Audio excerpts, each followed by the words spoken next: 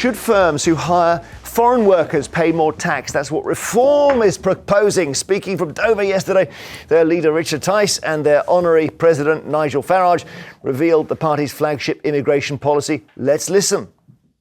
If you want to employ people, non-British passport holders, then we think it's perfectly reasonable that you pay a premium on national insurance. So actually what you should pay is national insurance of 20%, as opposed to 13.8%. It's about a 45% increase. We think that is a perfectly reasonable premium to pay. Now, of course, there should be an exemption for very small businesses, 5 people and under. And of course, there should be an exemption for healthcare and social care. That's the right thing to do. So they mentioned that foreign health and care workers would be exempt from the tax to protect the NHS, as would businesses that employed 5 or fewer staff. But you've got the beginnings of quite a radical policy there, Ava. Yes, I interviewed Richard about this yesterday, went to the press conference. One thing I found interesting about it, because I think that the big gaping hole is with care workers, and they have conceded that you need care workers. So the argument to me doesn't quite add up there, because what you're essentially saying is that there should be a premium on any foreign worker that's coming into the country, and you should have to pay extra tax. But then when it comes to care, because we actually need those workers desperately, then they're quite willing to forego the tax. And I just sort of think that kind of hierarchy or that tier system that you're attributing to foreign, quote unquote, foreign labour, to me, it doesn't sit well. It's not moral to me. What do you think, Christo, that the exemption is the clue that this is a bad policy? I disagree. I actually think that, with a couple of caveats, this is quite the direction we should be going in. It's a good policy because I'll tell you why. Since probably about 97, I'm not just blaming Labour, because I think the Conservatives have been as dreadful when it comes to legal immigration as well. And I'm not against immigration. I think that we've had some great economic benefits as a result of it. But we've had probably somewhere in the region of about 7 million people that have come here. And we don't have the infrastructure to support that. And we have had, for the last few decades, an economy built on a lot of foreign labour, which has driven quite low wages for people and has meant that a lot of British people don't take a lot of the jobs that are therefore lowly paid. Now, wages are improving somewhat, but we've got a lot to unpick because we don't have the infrastructure to support the number of people that are here. Now, going to your point about there being an exemption for NHS workers, I think that's precisely the kind of thing that we should have. We should be saying, right, if there are sectors where we can forgo that national insurance hike because we need those people.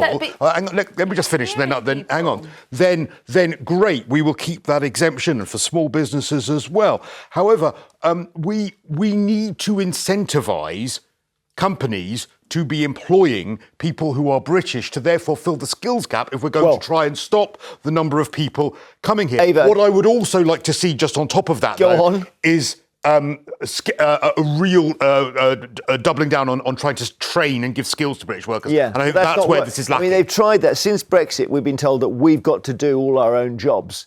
And it just hasn't worked for whatever people don't want to do that stuff. It's not just that. It's just that we simply don't have the staff to do it. And look, I think that your point there, I think what we're essentially people. No, because those unemployed people are on PIP, or they're not in the right area to do those jobs. It's too simplistic to say we've got 1 million people unemployed. Let's just fill the jobs gaps. It doesn't work like that. I don't understand that argument. I mean, in the end, if you haven't got a job and there is a job, you can do the job. There are large areas in this country where there isn't anywhere to work, and I go around and I travel and I speak to people, and there aren't offices there. Okay, let's look at Swindon, for example, where all of the car manufacturers shut down and they moved abroad. Thank you, Margaret Thatcher, for incentivising companies to go and work abroad, and you can still sell your product here. You go to areas like that, there's huge unemployment, and then they can't then move up to Bolton to go and get a job. But to your point there, what I don't like is this cherry picking of we will take the foreign worker because we need them in the care sector, and we don't really care about care, and we'll just plug that gap with whatever we can take. But then when it comes to the other more quote unquote serious jobs, then those need to be for British workers. I think it's quite xenophobic. What about Christo? What about the classic fruit picking? Right? No, you're a farmer. You need your fruit picked, and realistically, Brits won't do it for whatever crazy reason we don't know. And so you have to have foreign workers, and suddenly your wage costs go up 20%. But the problem is that Well, firstly, if it's a small business, that they won't be affected It's a big by business. that. But so I don't think you can call this xenophobic because the last year alone, 2 years alone, we've had knocking on 1.5 million people that have come here legally. You know, this isn't about boats. This is legally, A lot of people from Ukraine and a lot of people. Yes, but these are legal from people, Hong Kong.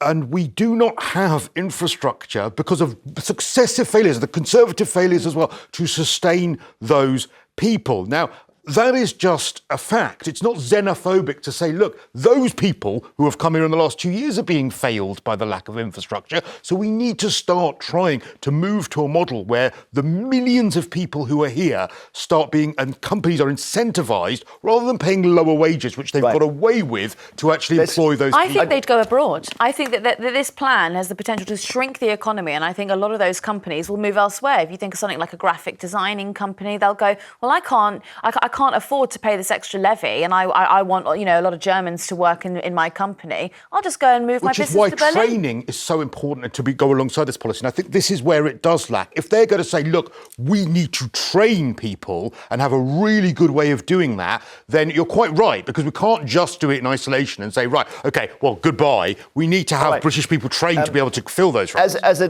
tangent to this, there's been some discussion about Nigel Farage, who's not standing for a seat, getting too much coverage. And I think we got something from Question Time last night on the BBC. Nigel, is the reason that you're not standing because the last 7 attempts that you did try to stand, you didn't get selected? I'm sure that's not the case, but well, let me tell I'd love to hear your thoughts. No,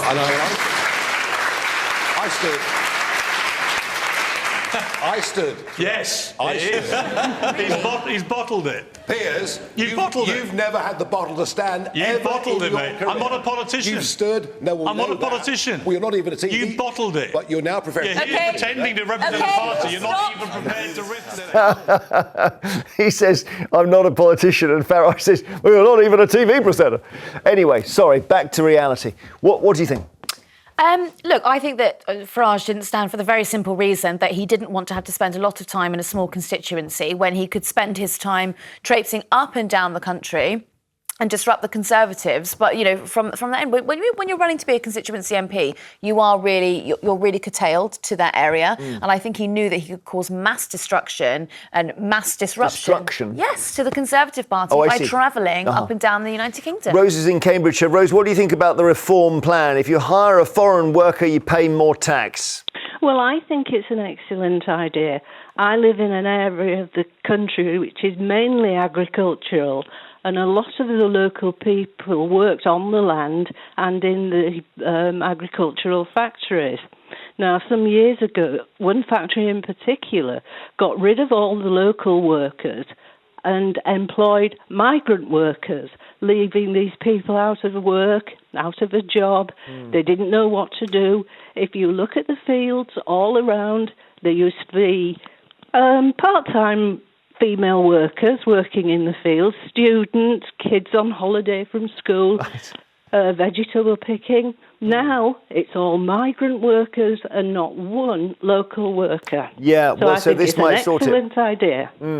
Well, it's just that so long as you get local people back to do it, because there's some suggestion that they won't really want to. Nonsense. That's absolute nonsense. Well, that's good. If it's nonsense, that's great. Rose, thank you so much.